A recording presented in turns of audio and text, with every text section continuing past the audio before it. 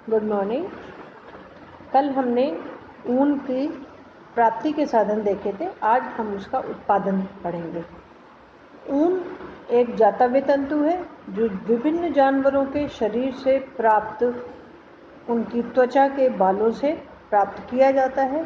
जब वह एकत्रित कर लिया जाता है और वस्त्र निर्माण के लिए किसी फैक्ट्री में आने लगता है, तब हम उसकी प्रक्रिया का अध्ययन करेंगे। ऊन को उत्पादित करने के पश्चात उसको सबसे पहले जानवरों से प्राप्त किया जाता है। जानवरों के शरीर से काटना और एकत्रित करना।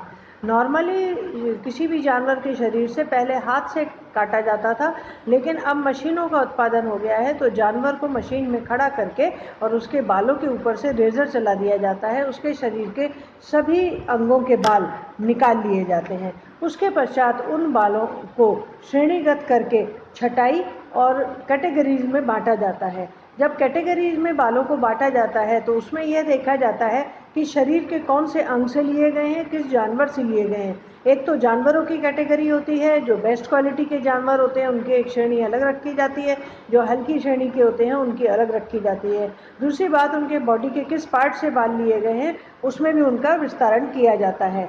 फिर लंबाई के आधार पर, बारीकी के आधार पर, वो कितने महीन है, इस आधार पर उनका श्रेणीगत किया जाता है। जितना बारीक रेशा होगा उतना वस्त्र निर्माण के लिए काम लिया जाता है, जिसको हम वस्टेड कहते हैं। और जो थोड़ा सा मोटा रेशा होता है, बारीक से ज़्यादा मोटा, वो ऊन के गोले बनाने के, जिसके हम स्वेटर और मफलर वगैरह बनाते हैं, उसके लिए प्रयोग किया जाता है। और जो सबसे ज़्यादा रफ और छोटा और खुरदरा रेशा बचता है उसको कालीन, दरी, कारपेट, इन सब के निर्माण के लिए लिया जाता है। जब हम ऊन को प्राप्त करते हैं किसी भी जानवर के शरीर से, उनमें एक प्रकार की चिकनाई युक्त पदार्थ होता है, तो उसको सफाई और धुलाई बहुत आवश्यक है। तो सबसे पहला काम होता है ऊन को साफ करना, धुलाई करना।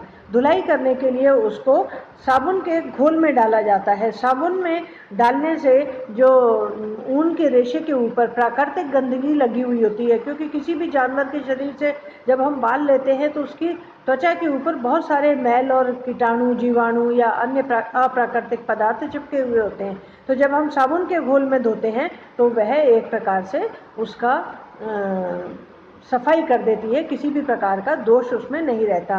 फिर दूसरा तरीका होता है वाष्पित घोलक से, यानी भाप दी जाती है। भाप देने से तंतुओं को वापस फुलाकर और मोटा कर दिया जाता है।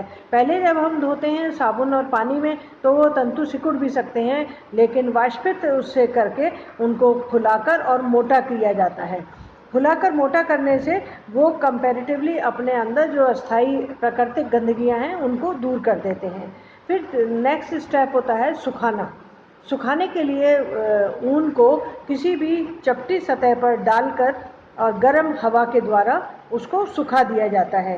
थोड़ी सी उसमें नमी रखी जाती है, 12 से 15% तक नमी रखी जाती है, जिससे कि उसका धागा निर्माण इजी रहे।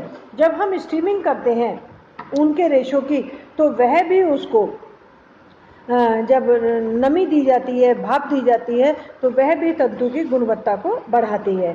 उसके पश्चात जब ऊन के रेशे हमें प्राप्त हो जाते हैं तो उनको हम तेल लगाने का काम करते हैं। तेल लगाने से अर्थ है जब ऊनी रेशों के ऊपर तेल लगाया जाता है तो वह कताई के लिए नरम और सॉफ्ट बने रहते हैं। उनके अंदर जो नमी है वह कुछ देर तक सिंचित रहती है, जिससे कि वह मुलायम और नरम बने रहते हैं। उसके लिए हम जैतून का तेल, ग्लिसरीन इत्यादि का प्रयोग कर सकते हैं। फिर है मिश्रित करना। ऊन के रेशों की मजबूती को बढ़ाए जाने के लिए उनकी सभी प्रकार से श्रेणी में ब्लेंडिंग की जाती है, मिश्रित किया जाता है और उनको आपस में मिलाकर इस प्रकार से किया जाता है कि उत्तम कोटि की ऊन जो कोमल और नरम है उसको अलग कर दिया जाता है, जो मध्यम श्रेणी की है उसको अलग, और जो खुरदरी और रफ और रह जाती है उसको अलग कर दिया जाता है। फिर की जाती है धुनाई। धुनाई के बाद की जाती है कंघी। धुनाई और कंघी का प्रोसीजर ऐसा है जिस प्रकार से हम अपने बालों में तेल लगा के कंघी करते हैं, वह वही प्रकार है। कंघी के द्वारा जब हम उसके अंदर लंबे लूप्स को अलग कर देते हैं या लंबे रेशे को अलग कर देते हैं, छोटे रेशे अलग हो जाते हैं और सीधे सीधे रेशों को हम एकत्रित करके वस्त्र निर्माण, जिसको हम वस्ट्रेड कहते हैं, उसके लिए प्रयोग कर सकते हैं। फिर इसके बाद होता है खींचना या ड्राइंग। जब हमें वस्ट्रेड कपड़े बनाने होते हैं तो ऊनी तंतु जो हमें प्राप्त होता है उनको आपस में बल देकर खींचकर ड्रॉ करके पोनियाँ बनाई जाती हैं और उन पोनियों से धागे का निर्माण किया जाता है जिसको हम कताई कहते हैं। हमने कपास में भी पढ़ा था कि कताई की जाती है।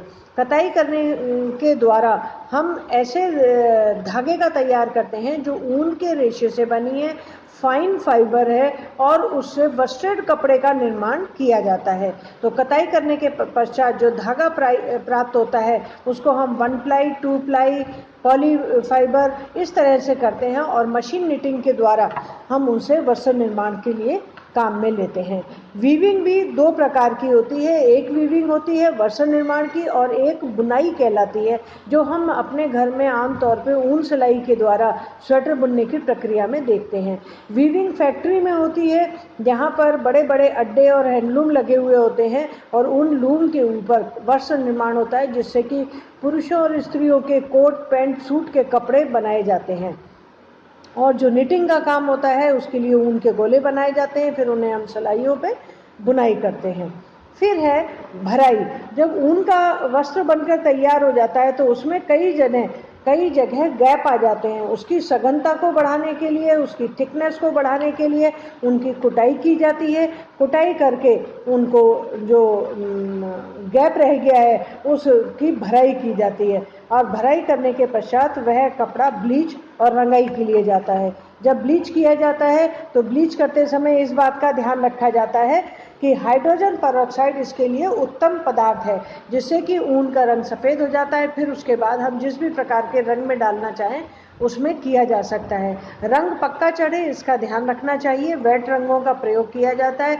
इंडिगो और क्रीम कलर भी इनके प्रयोग किए जाते हैं। ऊन की रंगाई के लिए गहरे और चरक रंगों का प्रयोग किया जाता है और इनके लिए लाइट पेस्टल कलर्स भी ऊन को सुंदरता प्रदान करते हैं, लेकिन नॉर्मली हम गहरे रंगों का प्रयोग करते हैं। परिसज्जा और परिष्कृति। जब हम किसी भी वस्त्र का निर्माण करते हैं तो वह मार्केट में आने के लिए तब तक तैयार नहीं होता जब तक उस पर परिसज्जा नहीं की जाए, फिनिशिंग नहीं दी जाए। परिसज्जा और परिष्कृति उसके दोषपूर्ण जो होते हैं उनको हटाता है। जिस प्रकार जब हम अपने कभी सुबह सोकर उठते हैं तो हमारा मुंह हम धोते हैं, पोंछते हैं, कंघी चोटी करते हैं, तेल काजल बिंदी सब चीज़ें लगाते हैं, उससे हमारा फेस अच्छा लगने लग जाता है। उसी प्रकार से वस्त्र निर्माण के पश्चात वस्त्र के ऊपर भी परिसज्जा अति आवश्यक तत्व माना जाता है। उसके बिना वह बाजार में आने के लिए तैयार नहीं होता। जैसे कि जब कताई के द्वारा वीविंग के द्वारा कपड़ा बन के तैयार होता है तो उसके ऊपर कई बार हम देखते हैं कि रुएँ उठे हुए हैं, अंतिम किनारों की परिसज्जा नहीं है, वो टेढ़े मेढ़े हैं। तो परिसज्जा के द्वारा उसको मार्केट में आने लायक यानी उसको दोष मुक्त करने की परिसज्जाएं की जाती हैं और उसके पश्चात वह कपड़ा बाजार में आता है। Thank you.